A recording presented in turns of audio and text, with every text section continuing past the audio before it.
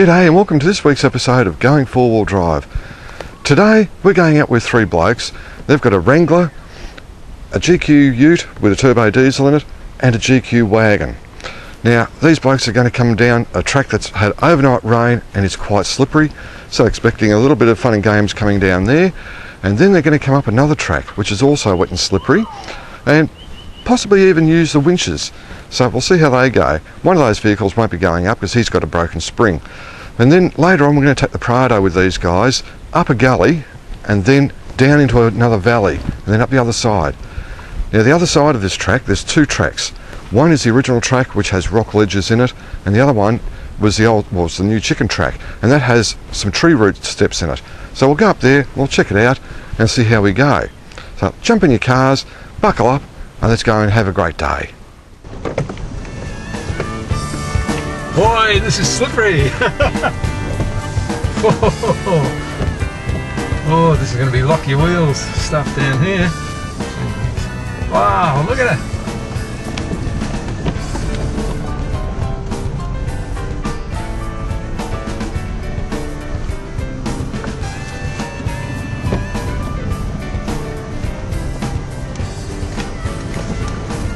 Oh, bloody good holes on this track.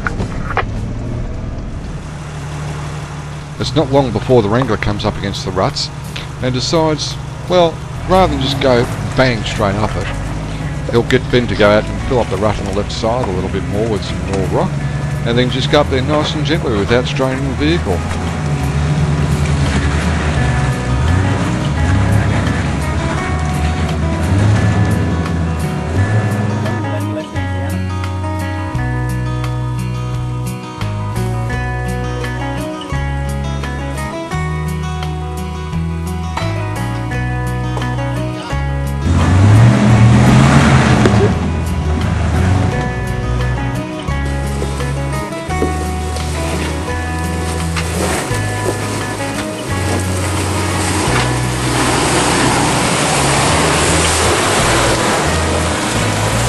Well, the first section for the Wrangler seemed quite painless, really, quite easy.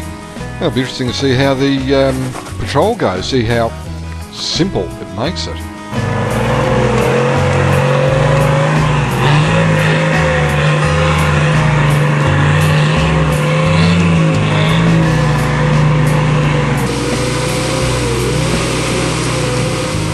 Oh, geez, look at the patrol go! Just like a hot knife through butter! Oh, wow! No dramas. Those tyres are great.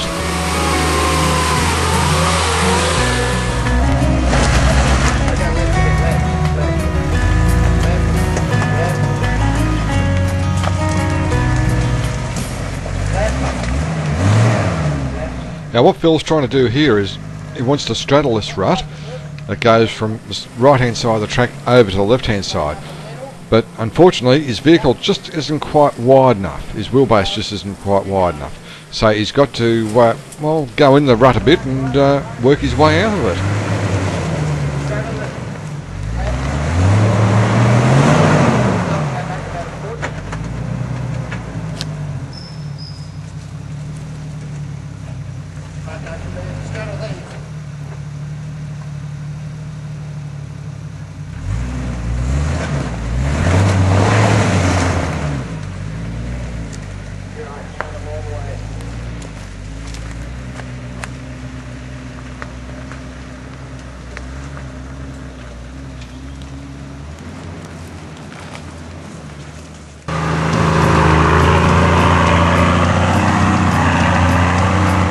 Well, what can I say?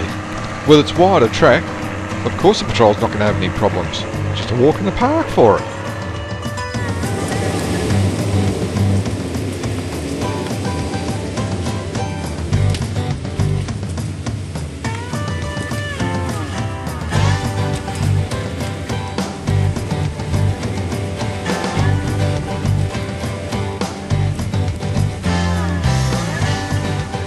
Well, going by the look of the rut doesn't look too much, but Phil's having trouble here getting traction and trying to get up out of the rut. I think he wants to go towards the left, not the right of the track.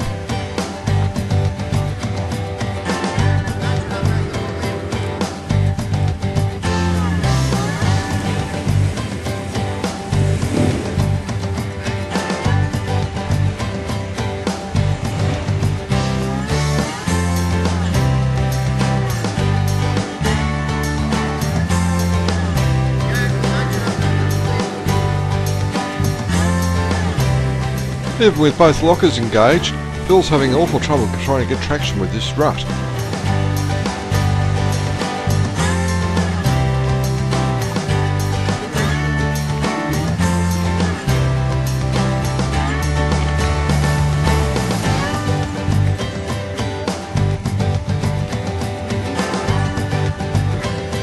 Phil's not keen on the idea of pulling the winch out at such an early stage of the track. He wants to try and drive out of here himself.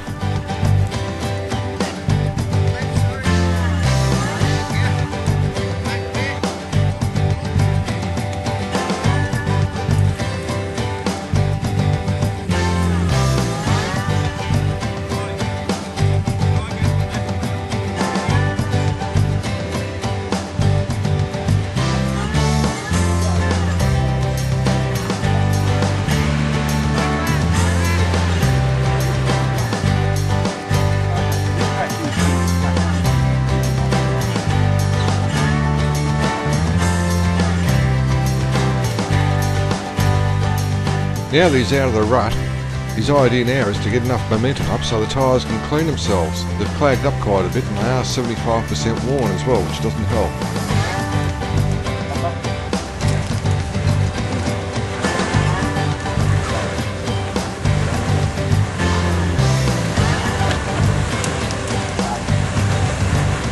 It looks as though Phil's well and truly on his way now. He's got out of that little rutty area and is heading straight up now, so hopefully he can keep on going.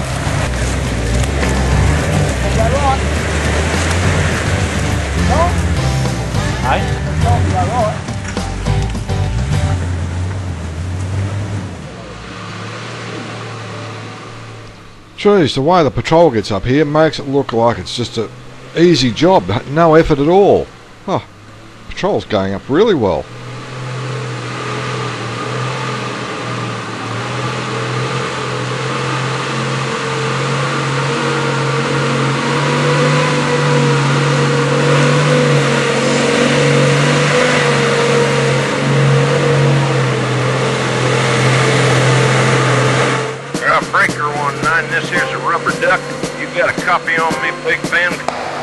Coming up after the break, we talk about UHF radios. That's coming up next on Going 4-Wheel Drive.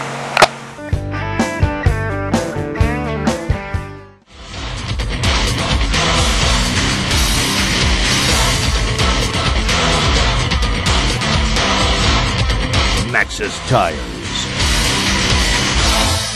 Ultimate control. Best off-road storage systems are strong and very affordable, ready to bolt into your 4-wheel drive, double stackers or standard 2-drawer units. Best off-road 03 9706 6527, Factory 3 19 to 21, Park Drive, South Dandenong. G&C Communications are specialists in two-way radios, GPS navigation, marine electronics and car audio, with products like GME, Uniden, ICOM, Vertex and Garmin. Call G&C Communications for the right advice and mention Going 4-Wheel Drive for a great deal. Today we're going to be talking about UHF radios, handheld and also the in-car units. And with me today is Graham from G&C Communications. Graham, welcome to the show. Hey Ian, thanks for having me on the show.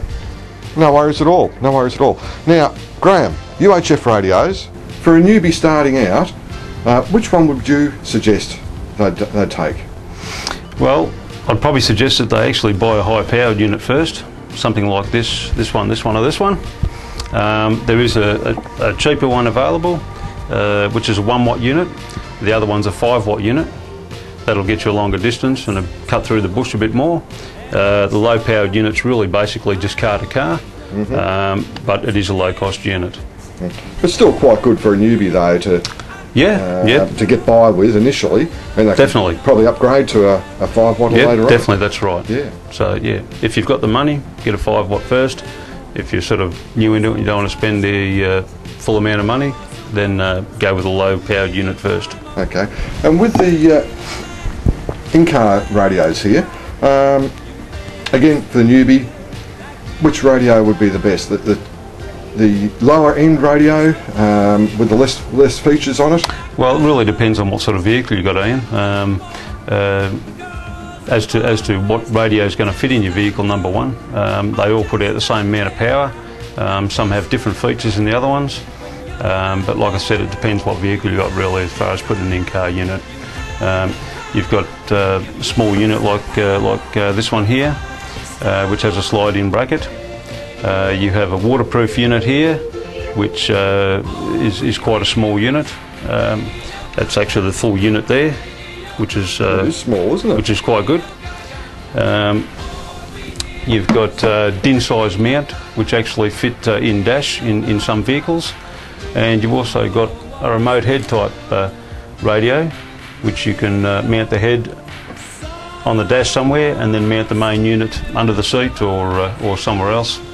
And you also have a new unit here, which you mount the main unit again under the seat, but has all the features and functions on the microphone itself. Alright Graham, well that's the basics of the radios, but now what about installation? Some people like to install the radios themselves. How do they go with their warranties on that? Does it avoid it?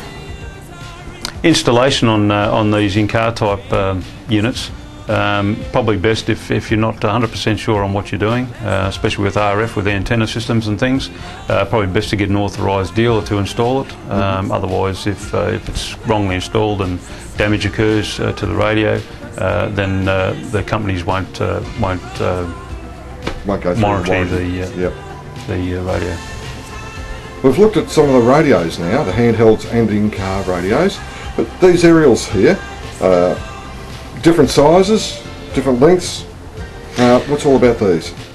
Yeah, well there are other ones apart from these. There is small type ground independent antennas and ground dependent antennas. That's another thing to go into altogether. The most popular one, if you're out on the flat or in the desert, is a 6 dB stick here, which is a low angle radiation.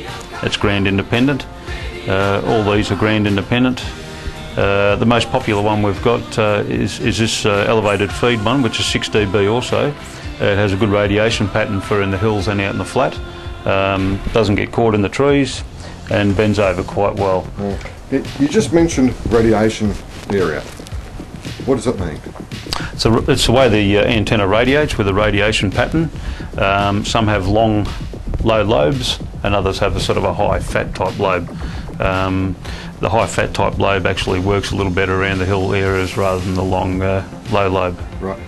Is there a specific area where these aerials should be mounted, but hardly ever are? Well, on top of the roof, Ian's pretty good, but obviously in the bush you're going to get it knocked around a fair bit. So generally, if you've got a bull bar on the vehicle, generally on top of the bull bar. Right. Is generally the best position. Aluminium bull bars and aftermarket bull bars have a hole already drilled, so you just mount it straight onto there. If they've got a welded bracket on, yes. Otherwise, we can supply a bracket to suit the bar. Right. Oh, well, that's very good. Thank you very much for all that, Graham. No worries. And thank you very much for coming on the show and explaining it all to us. I hope that some of the viewers out there, especially the newbies, might be, well, if they haven't got a radio, they can get out and get one now. But for more information, just log on to the website, going4wheeldrive.com, and you can get all the information there, and then you can get onto GNC's website. Again, thank you very much, Graham. Yeah. No worries at all. Thanks, Ian. No worries, mate. Gee, those creepy crawlers certainly bite through the surface, don't they? Looks like Phil's trying to dig himself a hole here. Well, as you can see by Phil's tyres here, they're absolutely clagged, not cleaning themselves.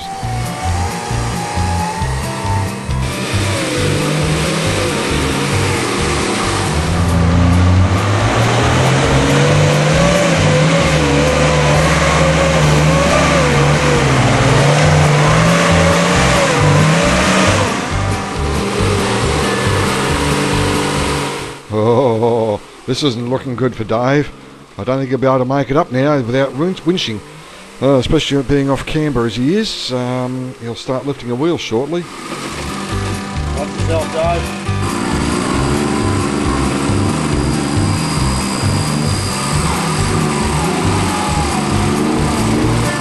Boy, Dave's tyres, as good as they are, they're clagging up with mud too. That's how slippery this track really is.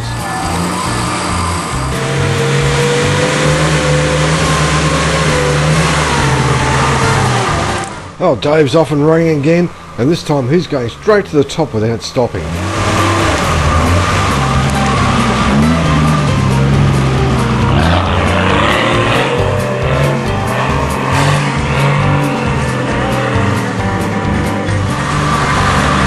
After a short drive down the black stuff, we hang our lefty onto a dirt track and come down for what seems like about a kilometre, and we're confronted by this gully here. At first glance it looks absolutely awesome. You think, oh no, there's no way known I can get across there. You've got three tracks. You've got the left one, the middle one and the far right one, and you just got to have a go. It's great. It's an old creek bed and it's got a little bit of water which is shallow, so you've got no problem there. So you can take your pick of tracks and just go for it. Short, great.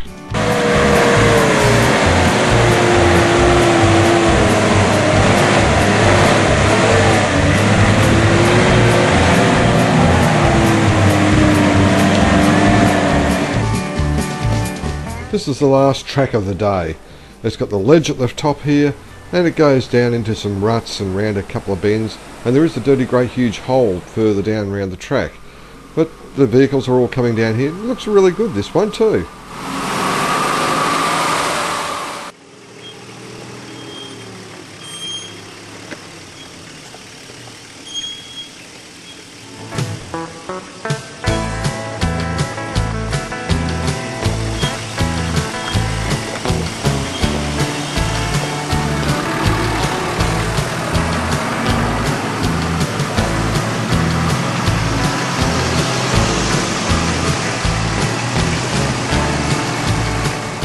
Yeah, it's all follow the leader down through this part of it. Just follow the ruts will guide you around, and it's a nice, slippery, fairly sort of steepish sort of track.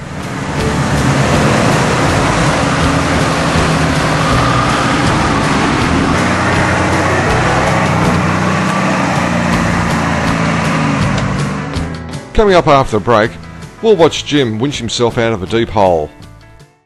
G&C Communications, a specialist in two-way radios, GPS navigation, marine electronics and car audio, with products like GME, Uniden, ICOM, Vertex and Garmin.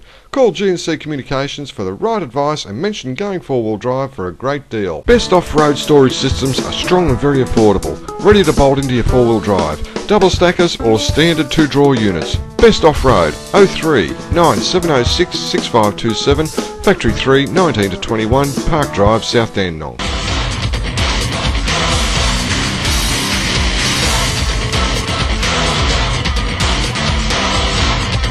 Max's Tires. Ultimate control.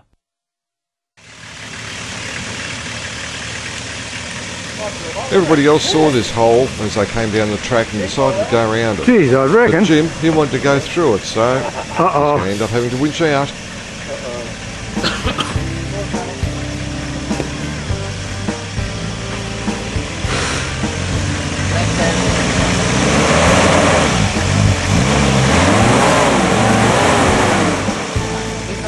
The right-hand front corner is stuck hard against the bank, just can't get enough traction to get out, so out comes the winch and a quick winch out and he's back on the road again.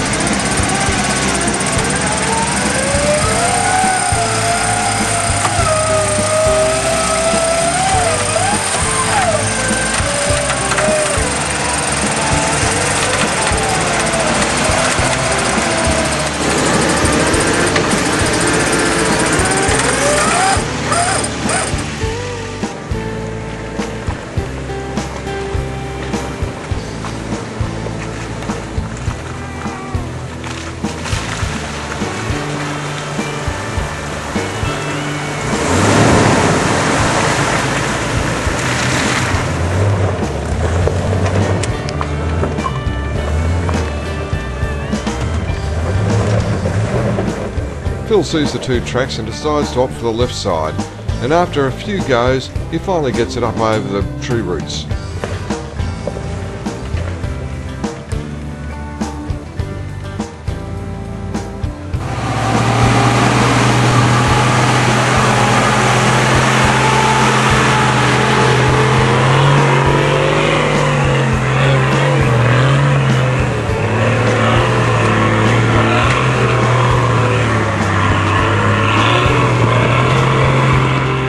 Dave doesn't really like taking the easy way around anything, so he takes the old track straight up, and the old diesel, she just plods straight up there, no dramas whatsoever. It's a great vehicle, this one.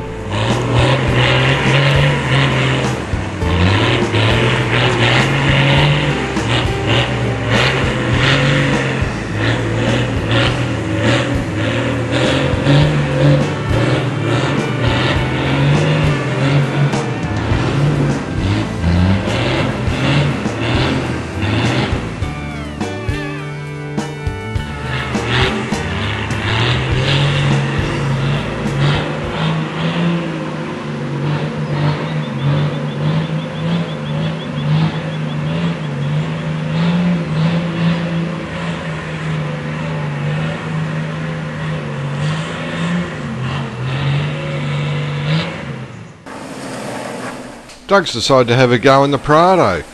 I don't know how he's going to go. I don't think he'll get up there much at all.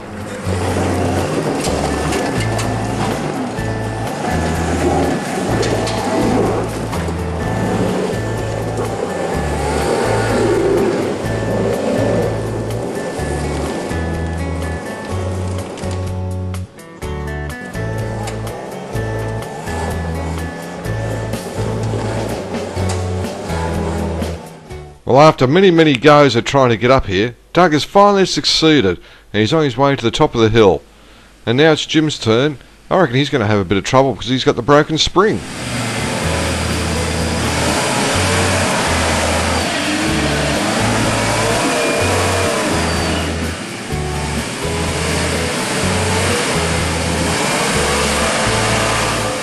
He's almost made it, but not quite.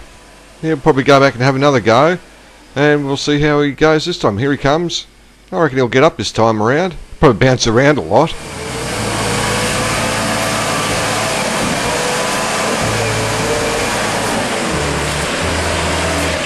Gee, I wish the Mazda had a suspension like this one.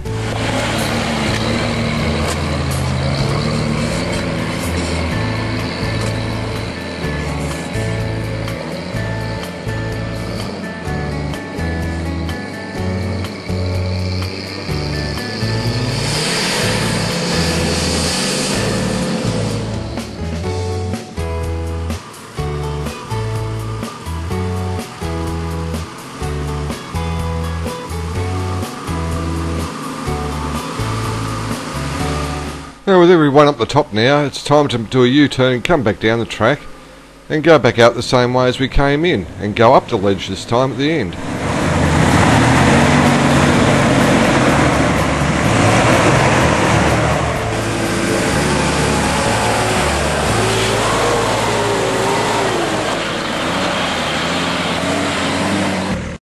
Gee, what a great day we've had today.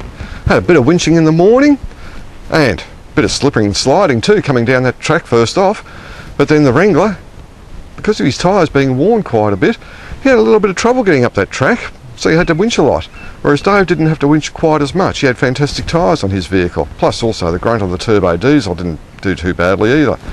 But then with the gully, the Prado even had a go at that. He got up there without any trouble, and then back down the valley and up the other side there, Dave took the original track and went up over the rock ledges.